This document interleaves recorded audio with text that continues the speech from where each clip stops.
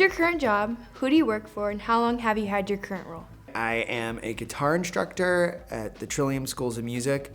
I also teach banjo, bass, and ukulele there as well.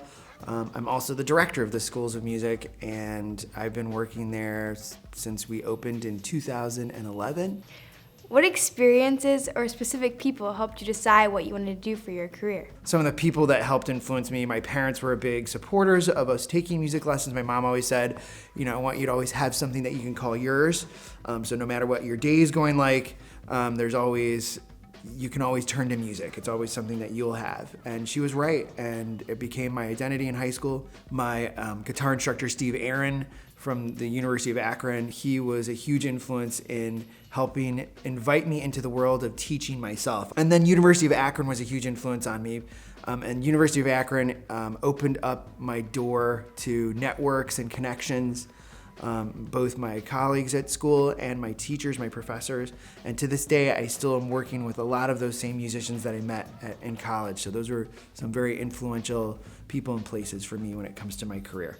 Can you share something you need to know for this job that you didn't learn in school? I used to play at a restaurant here in Akron, and I would play for 4 hours for $25. And they also gave me a meal, and I did that 2 times a week. So for $50 a week, they got live entertainment. And I'm grateful for that experience, don't get me wrong, but even at that time, I still had no idea how to put value in what I do.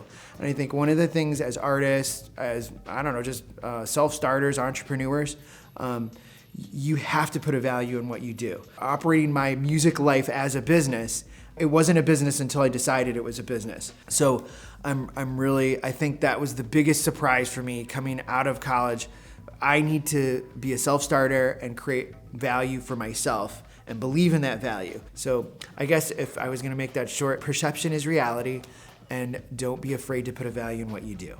If you could give your middle school self some advice, what would it be? Well, I think in middle school, everything starts to move really fast, or it starts to feel that way.